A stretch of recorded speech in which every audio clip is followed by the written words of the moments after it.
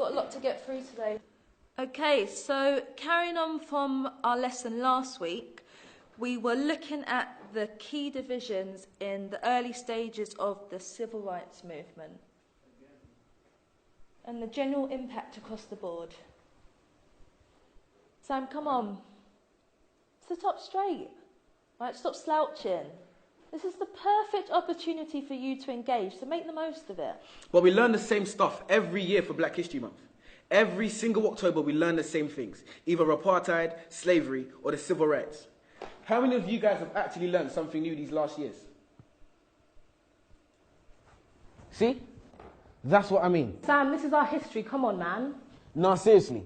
Do you guys know anything about Ralph Bunche? The first black person to win a Nobel Prize?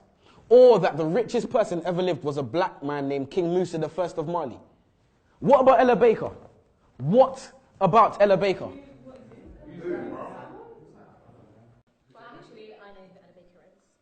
One of the most influential women of the civil rights movement. This is why I can't take Black History Month seriously, man.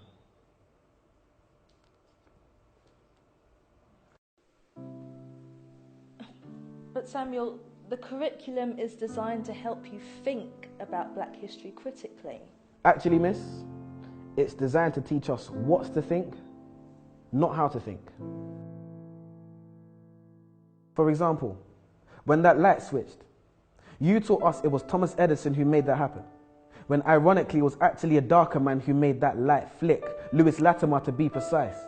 Quite nice when you're talking about Mr. Hamilton and his racing car, but red lights stop. We're always taught that Martin Luther King had a dream, man. But those dreams can't be achieved because our brains are in chains, our minds are enslaved, so we won't get our redemption. Morgan, free man.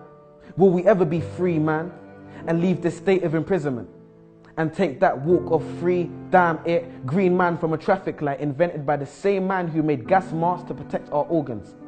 Another free man named Garrett Morgan. But I bet you never knew that. We need to open our minds. But how can we be taught to see if the blind lead the blind? The first person to develop significant eye surgery was a black woman named Dr. Patricia E. Barth. Now on that note, there's a question I must ask. If this is a great opportunity to learn and be engaged about our past, why are we not actually being taught about our past? Transatlantic slavery, where we're taught Black history starts, but is it really? There seems to be a lot you haven't told us. And you shut down and hold back on the bold ones who stand against the way you're trying to mold us. Consistent enemies of progress. You're surprised because I know things you don't expect me to know yet. And when I tell you you're wrong for telling me about me, you call it a riot while I call it a protest. The Broadwater Farm riots. The media exacerbate and make it seem like it's a bunch of delinquent youths on the streets, when really the first cause and trigger was death at the hands of the police. We cease to know information and the truth. And that's simply because you withhold information from the youth. Maybe one day we'll be satisfied with how our knowledge of history equates. Well, I'm sure like me, you're waiting for the teacher to fill in that space. So do so then. No answer. Well, maybe I can help and just throw out there some names. Mary Seacole, a Crimean war nurse. Mary Prince, a black female author. To be precise, she was the first. Bernie Grant, influential local activist and respected NP.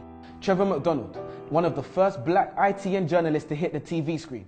Jamal Edwards and SBTV. And when Fuse ODG brought the Azonto dance to the UK, and my foot swayed to the left and to the right like the wipers of a car's windscreen, and DJ Abrante brought Afro beats to the streets. See, it's funny when we think of our childhood memories. A man who was actually funny, Lenny Henry. Many others, and the list continues. Marcus Garvey, Haile Selassie, Bob Marley, Ignatius Sancho, Tupac, Fela Kuti, Muhammad Ali, Maya Angelou, R.I.P., Kwame Nkrumah, the first Ghanaian president who retained independence from England, the Windrush ship which brought Caribbeans to Britain. So much to learn in just 1 month. A tip of the iceberg, a tiny grace. And what was the first black Roman emperor's name? Years passed and we're still caught up in the same civil rights age, which isn't bad if you learn something new, but we don't.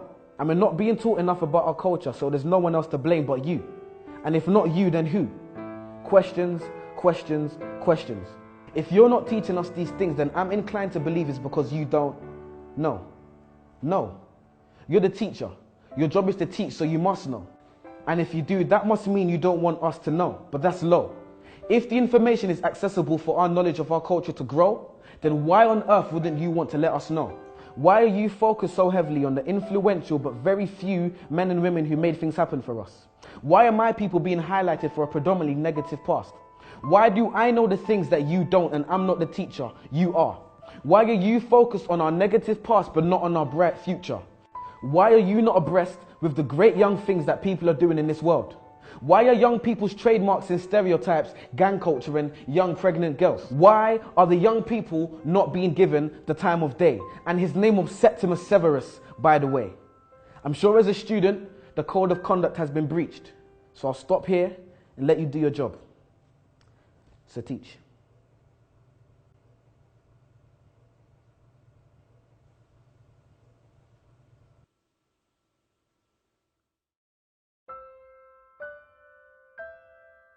Yo peoples, how's it going? It's your boy Samuel King. This is my poem, What I Wasn't Taught in School. And you're watching Word on the Curb. Plow.